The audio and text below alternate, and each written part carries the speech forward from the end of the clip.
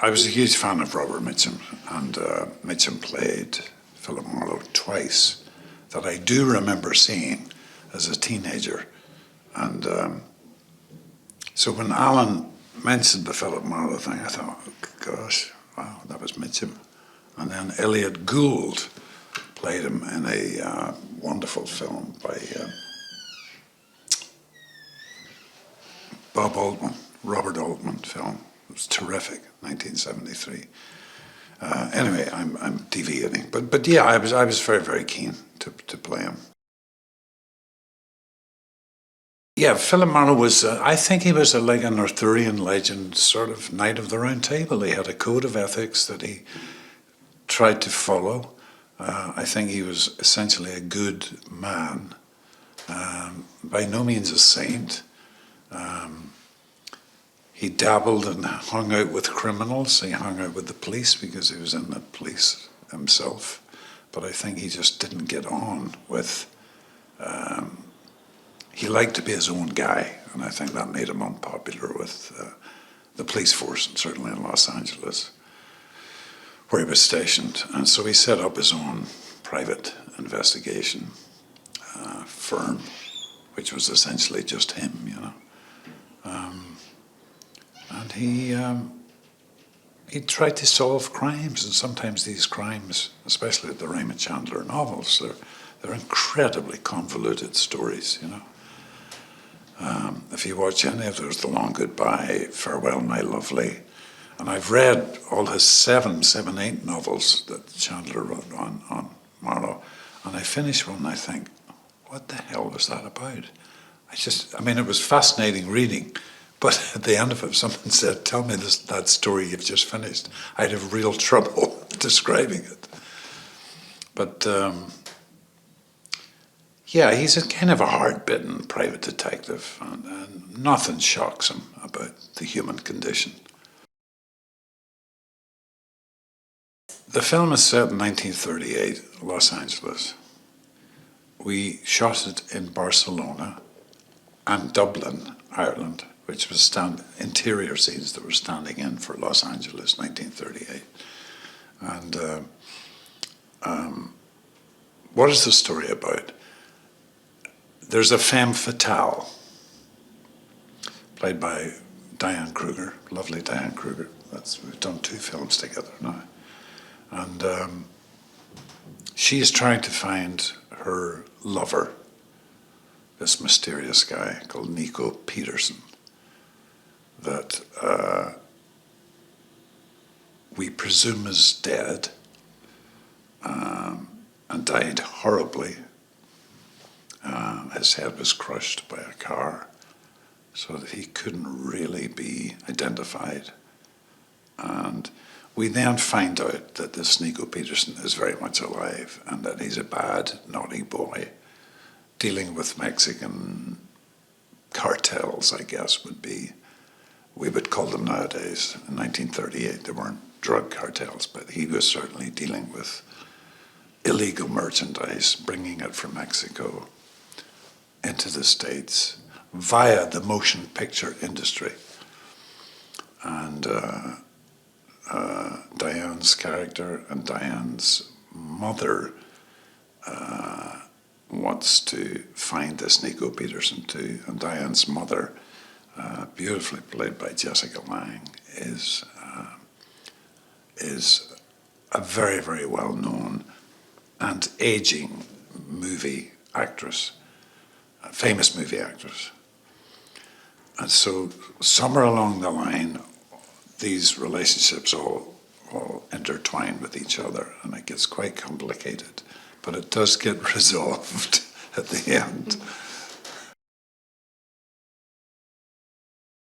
Cedric is a very, very important character, beautifully played by Adewale in this. And when I say beautiful, he's so original, this guy. He's a big, big guy. He's about my height, a big black actor, fantastic. And he's one of the bad guys, drivers, chauffeurs, I should say. And so and because he's driving these bad guys all the time, he's he hears conversations and he hears what's going on in the back seat and all the rest of it. So he knows more than he should. And so he and I strike up a relationship. And we become kind of buddies. I save his ass and he saves my ass.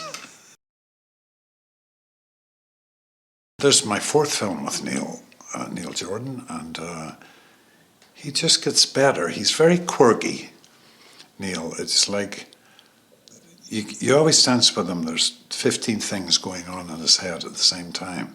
But he does always have a vision. He knows what he wants, and speaking as an actor, he knows when to give you a specific note. That's, I find now with this fourth film I've done, this Marlowe film, that any note he has given me, he's been absolutely right.